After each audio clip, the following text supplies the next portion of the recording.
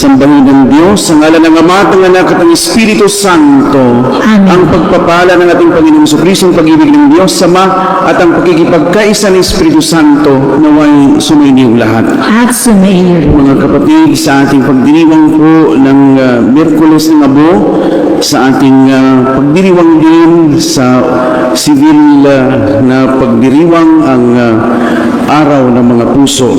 Tandaan natin ang Diyos ang siyang unang umibig sa atin. Kaya tayo narito ngayon bilang isang sambayanan upang ating ipahayag ang ating pag-ibig sa Diyos sa pamamagitan po ng ating paumpisa ng ating Kwaresma, ng ating sunod at pagsasakripisyo at kalooban ng Diyos sa ating pananalangin. Mga kapatid, atin po munang aminin ang ating mga kasalanan upang maging marapat po tayong gumanap sa banal na pagdiriwang. Inaamin ko sa makapangyarihang Diyos at sa inyong mga kapatid na lubha akong nagkasala sa isip, salita at sa gawa at sa aking pagkukulang. Kaya sinasamo ko sa mga Labining Maria, sa lahat ng mga umilag mga banal at sa inyong mga kapatid na ako'y panalangin sa Panginoong ating Diyos. Kawaan tayo ng makapangyarihang Diyos, patawarin tayo sa ating mga kasalanan at patubayan tayo sa buhay na walang hanggan. Amen.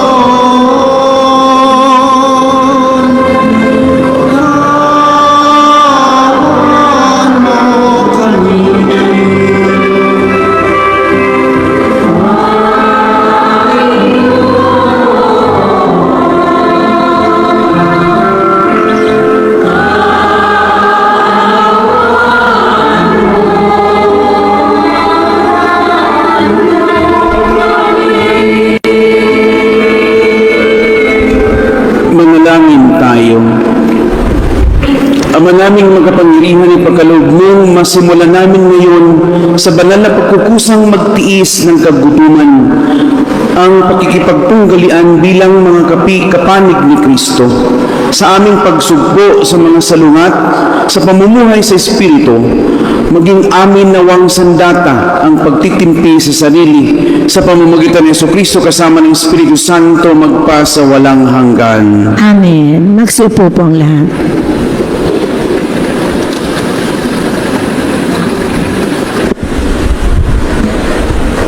Pagbasa mula sa aklat ni Propeta Joel.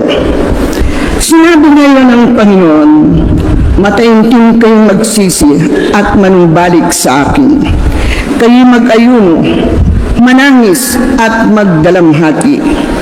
Magsisi kayo ng taos sa puso, hindi pakitang tao lamang. Magbalikloob kayo sa Panginoon na inyong Diyos. Siya may magandang loob at puspos ng awa, mapagpahinuhod at tapat sa kanyang panahon. Pangako, laging handang magpatawad at hindi magpaparusa. Maaaring lingapin kayo ng Panginoon at bigyan ng masaganang ani. Kung magkagayon, mahahandugan natin siya ng haing butil at alak. Ang trumpeta ay hipan ninyo sa ibabaw ng bundok ng Siyon. Iutos ninyo na mag-ayuno ang lahat. Tawagin ninyo ang mga tao para sa isang banal na pagtitipon. Tipunin ninyo ang lahat, matatanda at bata, pati mga sanggol, at maging ang mga bagong kasal. Mga saserdote, kayo tumayo sa pagkita ng pasukan ng dambana. Manangis kayo't manalangin ng ganito. Mahabag ka sa iyong bayan, O Panginoon. Huwag mong tulutan kami hamakit pagtawanan ng ilang mga bansa at tanunin. Nasaan ang inyong Diyos? Pagkaraan, ipinamalas ng Panginoon na siya'y nagmamalasakit sa kanyang bayan. Ang salita ng Diyos. Salamat sa Diyos. Sa bawat bahagi ng salmo ang ating pong itutugon, Poong iyong kaawaan, kami sa iyo'y nagsisuway. Ulitin po natin.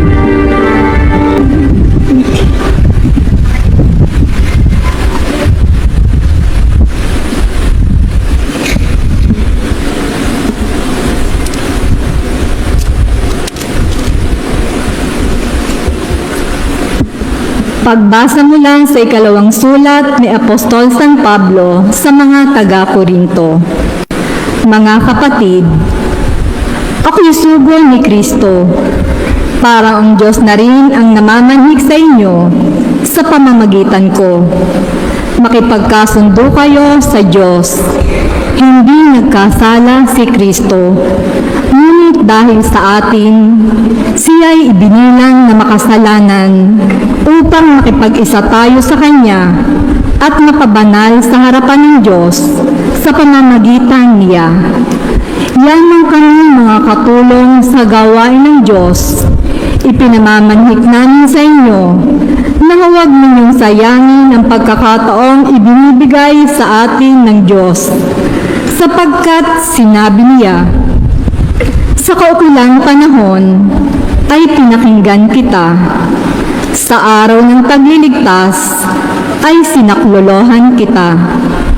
Tingnan ninyo, ngayon na ang panahong nararapat. Ngayon ang araw ng pagliligtas.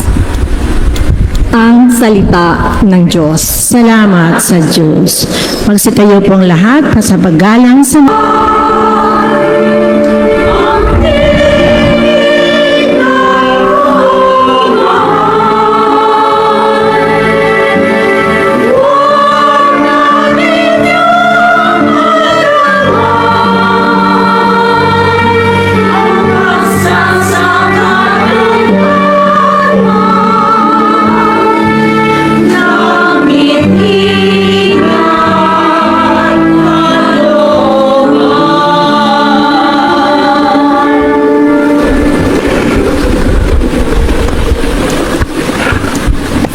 Sumainyo ang Panginoon.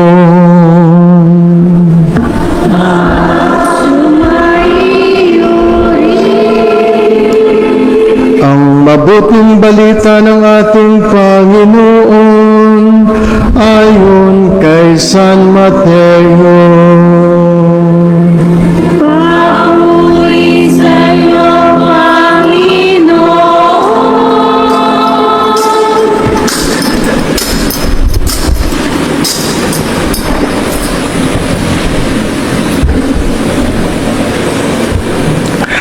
Noong panahong iyon, sinabi ni Jesus sa kanyang mga alagad, pag-ingatan ninyo na huwag maging pakitang tao lamang ang paggawa ninyo ng mabuti.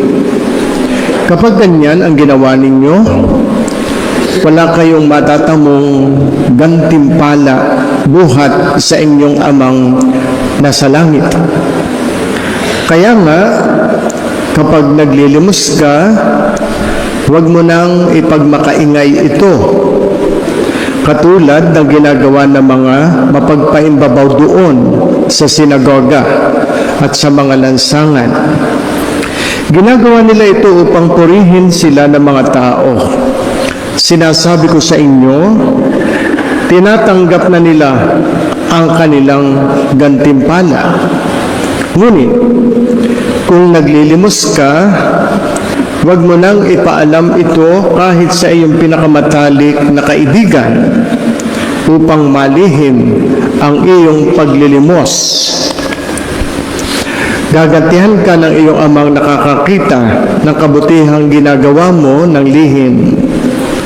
Kapag nananalangin kayo, huwag kayong tumulad sa mga mapagpaimbabaw. Mahilig silang manalangin ng patayo sa mga sinagoga at sa mga panulukang daan upang makita ng mga tao. Sinasabi ko sa inyo, tinanggap na nila ang kanilang gantimpala. Ngunit, kapag mananalangin ka, pumasok ka sa iyong silid at isara mo ang pinto sa kakamanalangin sa iyong amang hindi mo nakikita at gagantihan ka ng iyong amang nakakakita ng kabutihang ginagawa mo ng lihim. Kapag nag-aayuno kayo, huwag kayong magmukhang malungkot tulad ng mga mapagpaimbabaw. Hindi sila nag-aayos upang malaman ng mga tao na sila'y nag-aayuno. Sinasabi ko sa inyo, tinanggap na nila ang kanilang gantimpala. Kapag ikaw ay nag-aayuno, mag-ayos ka ng buhok at maghilamos upang huwag mapansin ng mga tao na nag-aayuno ka. Ang iyong ama na hindi mo nakikita, ang siya lamang nakaalam nito. Siya na nakakakita ng kabutihang ginagawa mo ng lihim, ang gaganti sa iyo. Ito ang mabuting balita ng Panginoon.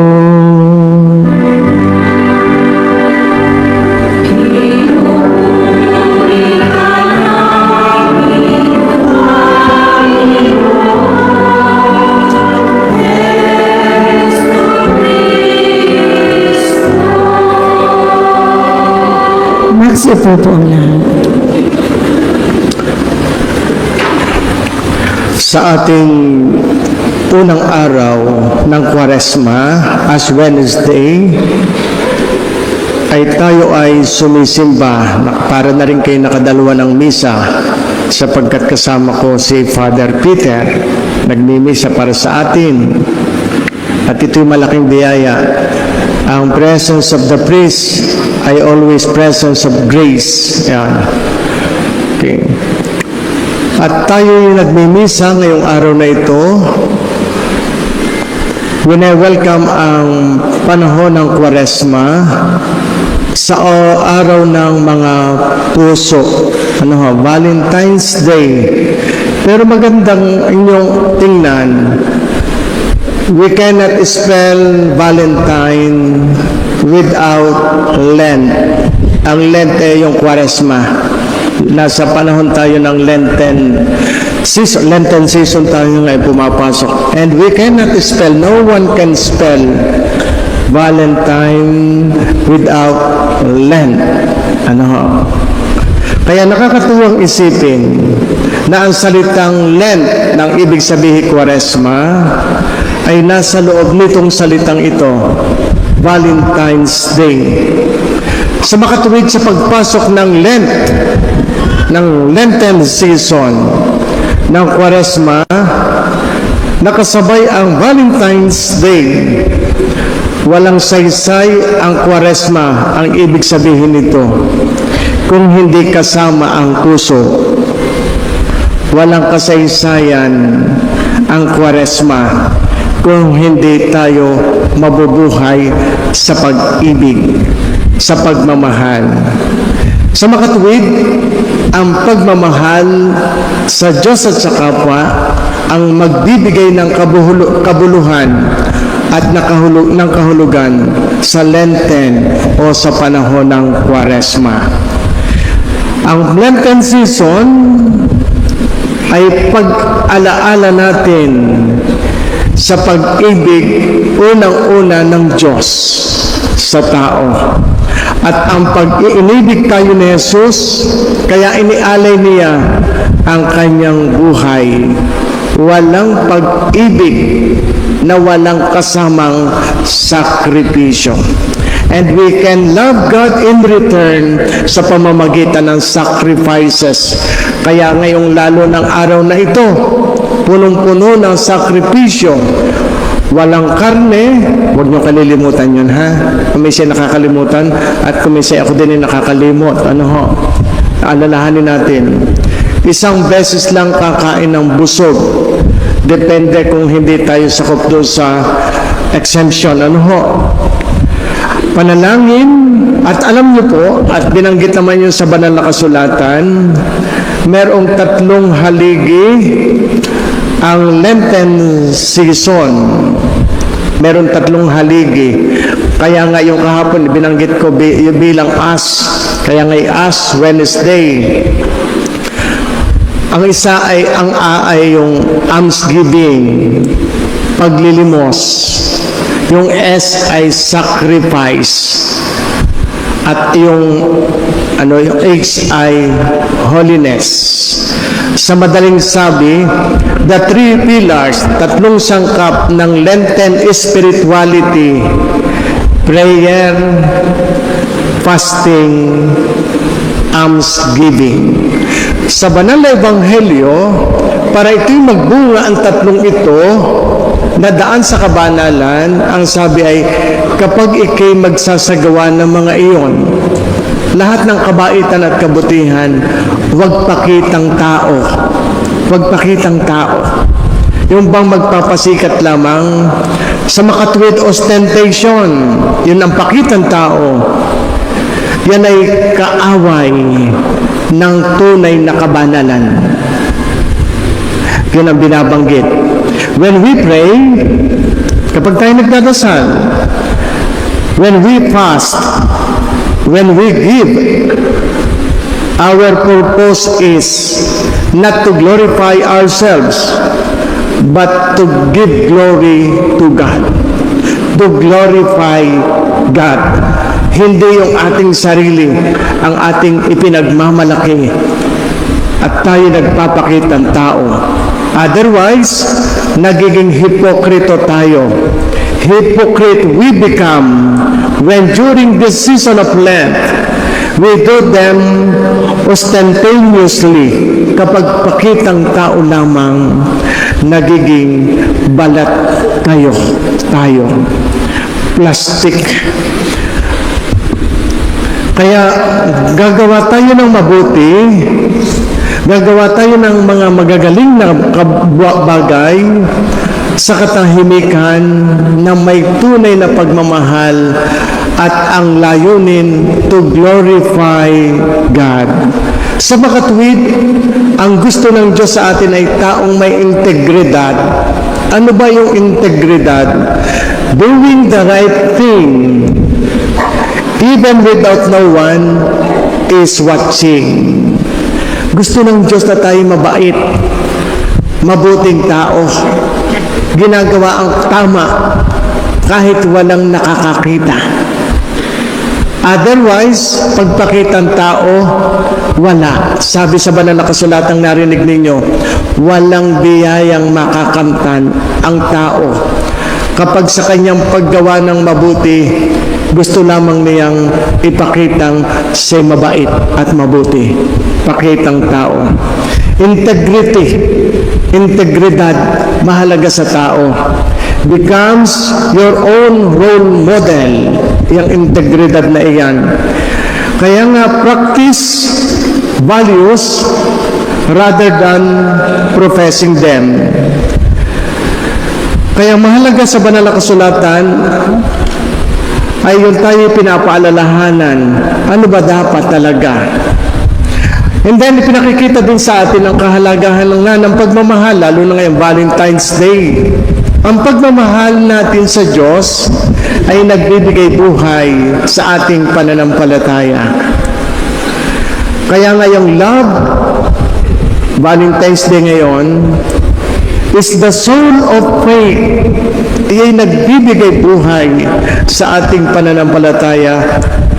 Kung ang ating pagmamahal ay wala, patay din ang ating pananampalataya.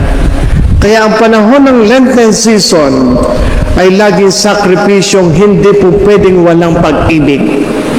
Unang-unay sa Diyos. Kaya ang focus natin ay pag-ibig sa Diyos.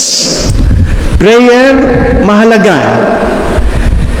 Ito hindi lamang isang extra option, nor is it a last resort when all methods have failed.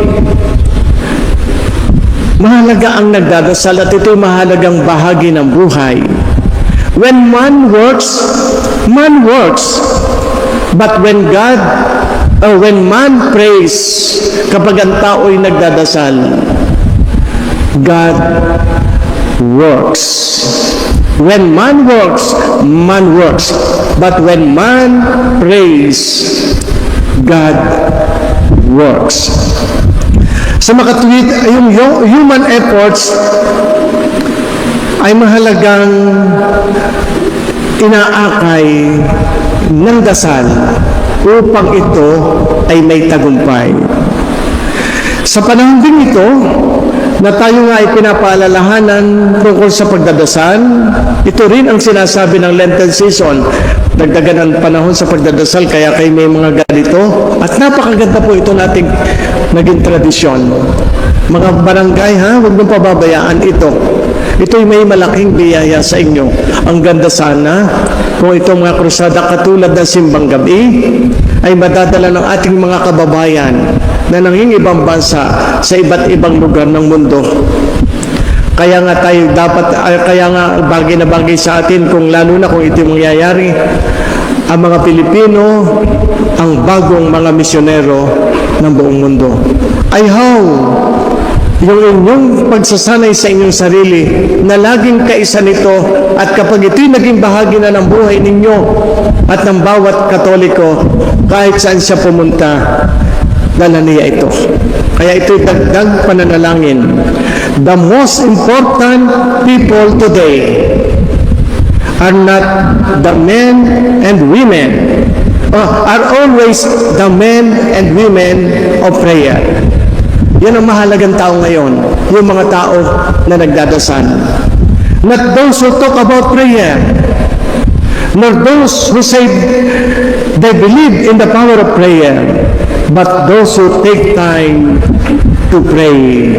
Kaya napakahalaga ng tao at ang kanyang kahalagahan ay lalong angat kapag siya'y marunong magdasal. At ang panahon ng Kwaresma ay para bagang ating ginigising ang sariling mahalaga ang nagdadasal. A man without prayer is just like a garden without flowers. Kaya ang nagpapaganda sa buhay ay ang ugnayan natin sa Diyos. Kaya sa banal na kasulatan ngayon at sa panahong ito, maganda ring alam natin, kayo ay lalagyan ng abo, mamaya-maya na konti. Ano ba yung abo? Ito po'y connected sa ating patrona, si Santa Rita ng Cassia. Ano po ang isang kakaibang hawak ni Santa Rita ng Cassia bukod sa krus? Ano? Bungo. Ako man ay nagtataka nung ako ay bata pa. Ako'y natakot minsan sapagkat bakit merong madre na nakita ko sa larawan na habang nag-aaral at nagdadasal ay merong bungo sa harapan, may nakapatong pang kandila. Hindi ko nalaman. Narito, imagine, bata pa ako noon. Pero yun hindi naalis sa isip ko. Ito may bungo. Hindi yun naalis sa isip ko nung ako bata pa. Elementary pa ako marahil noon. Batang sakristan, siguro grade 2. Pero yun hindi maalis sa isip ko. Yung larawang yun. Nung ako'y narito na lamang, dagat kailan lang, wala pa akong 3 taon dito, ay nalaman ko yung pala si Santa Rita. Yung may hawak, mayroong bungong kaharap, ang bungo ay may nakapatong pangkandila, hindi maalis sa isip ko yun. Santa Rita pala yun. And then meron pa mga santo na mayroong hawak na bungo. Kilala niyo kung sino sila? Si si San Nicolas de Tolentino. Yan po may hawak din bungo. Si San Nicolas de Tolentino, yan ay santo na si Santa Rita de Cassia ay laging nagdadasal at humihingi ng tulong. Nung papasok pa si Santa Rita de Cassia sa kumbento na hindi matanggap-tanggap sapagkat may asawa at anak namatay na nga lamang hindi matanggap si Santa Rita de Cassia. Isa sa tatlong santo, ang isa si Juan Bautista, ang isa sinong isa? Nakalimutan ko na. Ang isa doon sa tatlo, si San Agustin, at ang isa po ay si San Nicolas de Tolentino. Yan po ay pinagdidebosyonan ni Santa Rita de Cassia. Tatlong santo na himalang si Santa Rita ay nakapasok sa kumbento kahit nakaaldaba, kahit nakalak ang mga gates. Walang makakapasok doon. Ay nagtaka na lang ang mga madre, bakit itong si Santa Rita nasa loob? Paano ito nakapasok? Yun daw ay sa pamamagitan ng tatlong iyon. Si San Nicolas de Tolentino na isa sa tatlo, may hawak ding bungo. Meron pang isang santo. Sino kilala niyo may hawak na bungo? Si San Kapipiesta lamang ng Talisay. San Guillermo. Tandaan nyo, Santa Rita de Cassia, San Nicolas de Tolentino, San Guillermo. Bakit may hawak na bungo? Ano ang bungo? At magandang alam ninyo, ito po yun. Nakasulat po doon, lagi, pag may bungo, tempus fugit. Anong salita pong Latin? Ibig sabihin ay, ang panahon ay lumilipas. Tempus, time flies. Tempus fugit. Kaya nga po ako'y humingi sa aking mga kaibigan sa Amerika ng bungo. Narito't natitira po hanggang ngayon. Gusto kong ilagay sa isang lugar na maayos, para may bigyan ng kahulugan. Tempus fugit. Meron pang isang karugtong. Memento mori. Time flies, ang panahon ay lumilipas, tempus fugit. Memento mori. Memento, alalahanin mo. Mori, ang kamatayan. Time flies, remember death. Kaya yun ang ibig sabihin ng bungo. Yan pong abo na ilalagay sa inyong noo, yun po ang ibig sabihin. Yes, tayo buhay, pero hindi maaring hindi tayo mamamatay. Sooner or later, we are going to die. Isa ang katiyakan sa buhay ng tao, yung siya'y mamamatay. Tiyak iyon. It takes time. Sa iba, sandali lang ang buhay. Sa iba, mahaba ang buhay. Pero magpakahaba-haba man ang prosesyon, magpakahaba-haba man ang prosesyon, patay ka ring bata kapag dating ng araw. Okay. Kaya huwag niyong kalilimutan. Kung minsan nung ako'y mas bata pa, nung kayo'y bata pa, nung tayo mas bata pa, at yan ang karanasan ng mga bata ngayon. Kala nila ang buhay ay walang katapusan. Pero aking iniisip, ang bilis nga para ng buhay. Parang kahapon lamang, ang tawag sa akin ng mga tao ay Father Totoy. Sapagkat napakaliit ko. Wala naman na kaming hindi nagkalayo ang aming height ni Father. Father Totoy. Ibig sabihin, bata. Nung parang kahapon lang ako umaalingaw, Father Totoy, Father Totoy, sabi sa akin. Ngayon, hindi na Totoy. Ang bilis ng panahon, hindi ko alam na ako nga pala'y tumatanda na. Sino bang hindi? Kung ikaw ay 50 anyos ngayon, sa palagay mo kaya ikaw ay makaka-50 pa? Kung lalo na ko ikin 60, baka maigi ko ikin maka3 taon pa. Mas maigi. Ay kung hindi, no one knows.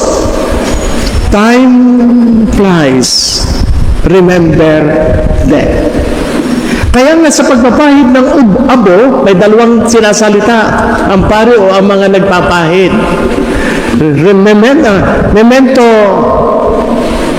Memento homo quia pulvis est, sabi. Et in polverem reverteris. Remember man, remember woman, that you are dust. Alalahan mo ikay alikabok, kay abo. And unto dust, at sa alikabok na ito, sa abong ito, you shall return. Alalahan mo taong ikaw ay abo, at sa abo, ikaw ay magbabalik. Ayun, nasa awit, ang ganda ng awit. Huwag niyong kalilimutan, ikaw ay abo, at sa abo, magbabalik. Kaya yan ay kamatayan.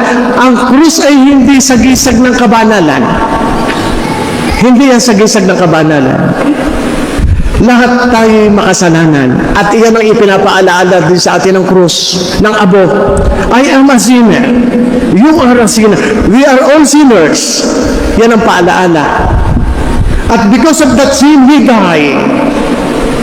Pero kapag binuhay natin ang ating sarili sa daigdig ng may prayer, may fasting and abstinence, may almsgiving, yung tayo namamatay sa kadamutan, yung tayo namamatay sa kawalang hiyaan, sorry sa salita, yung tayo namamatay sa kawalan ng dasal, yung wala tayong panalangin. Kapag tayo ay nagdagdag ng mga panahon at binuhay natin ang ating sarili sa pagbibigay, sa pananalangin, at sa pagtitiis ang ngalan ng pag-ibig, kahit mamatay, muling mabubuhay. Kaya we are all sinners. At saka yan din humus. Itong abo, yung lupa, ibig sabihin ng salitang Latin ay humus, lupa. Kaya yung abo na lupa ay dapat magpaalaala sa atin para mabuhay, humus, lupa, tayo magpakababa, lupa. Kaya nga yung humus na lupa, kaya yung salitang humility ay pagpapakababa, sapagkat ang lupa laging tinatapakat nasa baba. Kaya humility, abo, lupa, humus. Kaya dapat para maging kalugod-lugod sa Diyos, may kababaang loob. Panahon din ang paghingi ng tawad sa Diyos. Kung walang kababaang loob at pag-aming ako'y makasalanan, walang pagbabagong buhay, walang paghingi ng tawad. Kaya sana yung ilang mga ideyas na iyan na inyo narinig ay may bagay kayong natutunan. It is a call for all of us to live in love. Of course, with prayer, with sacrifice, and with good deeds, with almsgiving. Pagpalain nawa tayong lahat ng Diyos. Tutuloy na natin ang misa.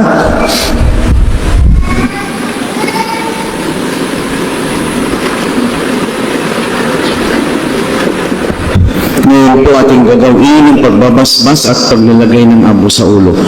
Minamahal na mga kapatid, manalangin tayo sa Amang may kapal upang ang abong sa ulo natin ilalagay para ipahiwatig ang pagbabagong buhay ay marapatin niyang gawaran ng kanyang pagpapala at malaking pagmamahal.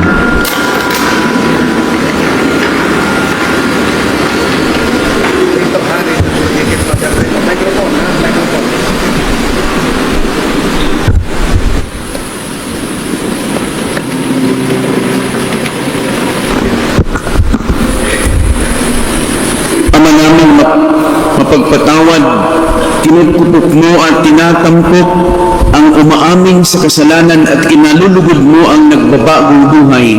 Ligin mo po kami at kupkupin sa pagkakaloob mo ng pagpapala bilang nagpagtatampok sa iyong mga lingkod na naglalagay ng abo sa ulo sa pagganap ng 40 araw paghahanda para sa Pasko ng pagkabuhay.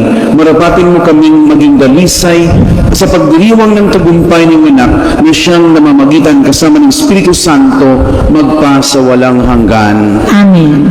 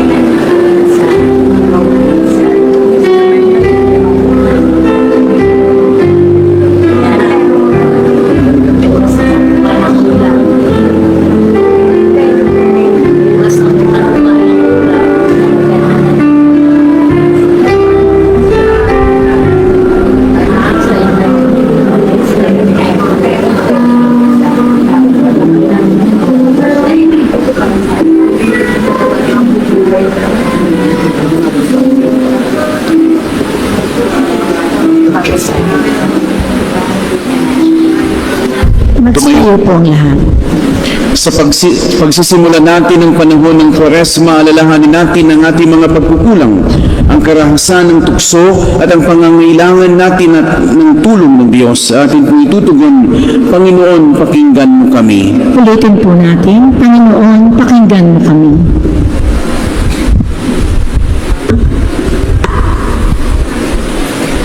Naway ang simbahan ay walang takot sa napanawagan sa lahat para sa pagbabalik at mag-akay sa kanila sa pamamagitan ng kanyang halimbawa. Manalangin tayo sa Panginoon. Panginoon, pakinggan mo kami.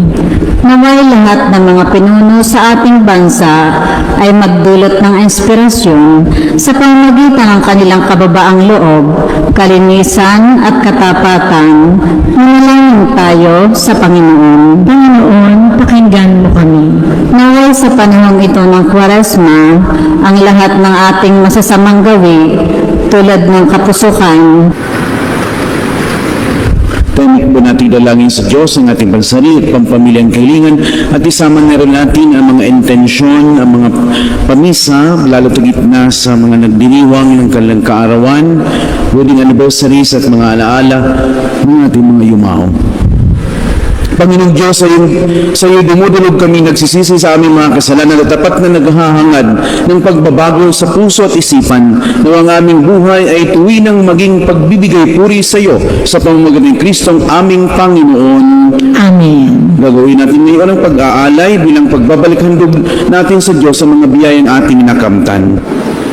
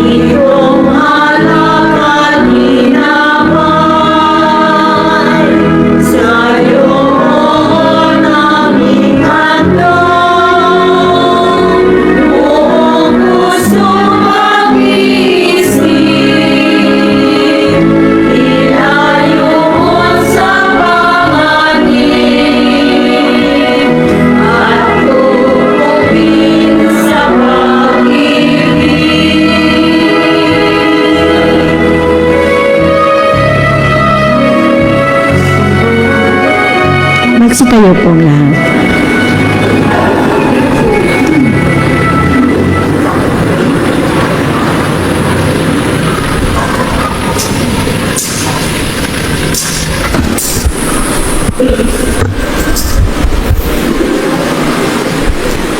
Manalangin kayo mga kapatid upang ang ating paghahain ay kalugdan ng Diyos sa mga makapangyarihan. Tanggapin nawa ng Panginoon ito paghahain sa iyong mga kamay, sa kapurihan at karangalan, sa ating kapakinabangan, at sa buong sambayanan niyang banal. Ama naming lumikha, ginaganap namin ang paghahain ito bilang maringal na pasimula sa 40 araw na paghahanda. Ang aming kusang pagtitiis at pagmamalasakit ay magkapagdalisay nawa sa aming mga masasamang hilig upang kami pagindapating makinabang sa iyong anak na para sa amin nagpakasakit bilang aming tagapamagitan kasama ng Espiritu Santo magpasawalang hanggan. Amen. Sumain niyo ang Panginoon. Itaas sa Diyos ang inyong puso at diwa.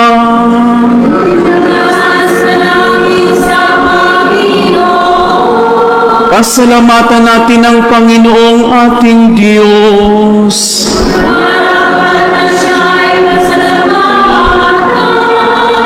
Ama naming makapangyarihan, tunay ngang marapat na kaming pasalamatan sa pamamagitan ng Jesucristo na aming Panginoon. Sa aming kusang pagtitiis ng hirap, tinutulungan mong aming maitampo ang kinahimas ng pagsalungat sa pananagutang iyong iniatas sa aming pagtulad sa anak mong mahal na nagpakasakit para sa tanan. Ang pagsisikap namin iyong kinalulugdan at ang pagpakabuti namin iyong ikinararangal. Kaya kaisa ng mga anghel na nagsiyawit ng papuri sa iyo nang walang humpay sa kalahangitan, kami nagbubunyi sa iyong kadakilaan.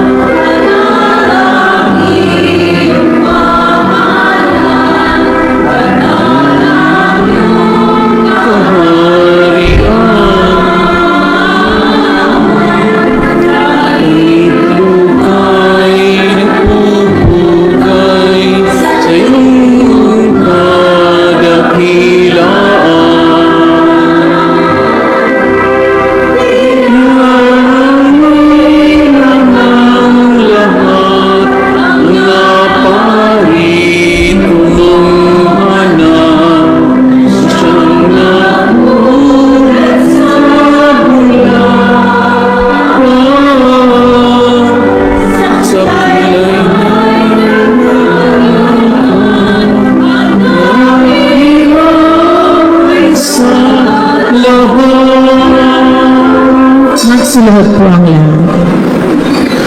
Ama naming banal, ikaw ang bukal ng tanang kabanalan. Kaya't sa pamamagitan ng iyong Espiritu, gawin mong banal ang kaloob na ito upang para sa amin maging katawan at dugo ng aming Panginoong Hesukristo. Bago niya pinagtiis ang kusang loob na maging handog, hinawakan niya ang tinapay, pinasalamatan kaniya, pinaghati-hati nabot sa kanyang mga alagad at sinabi, tanggapin ninyong lahat ito at kanin. Ito ang aking katawan, nihahandog para sa inyo.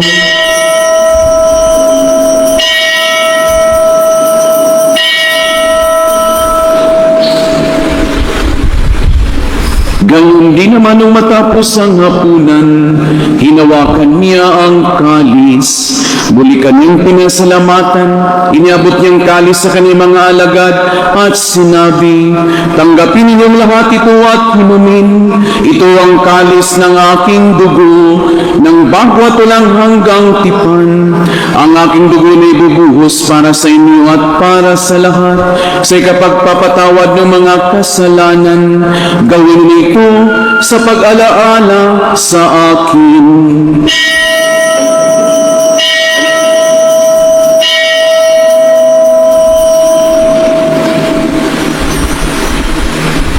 Ipagbunyi natin ang misteryo ng pananampalataya.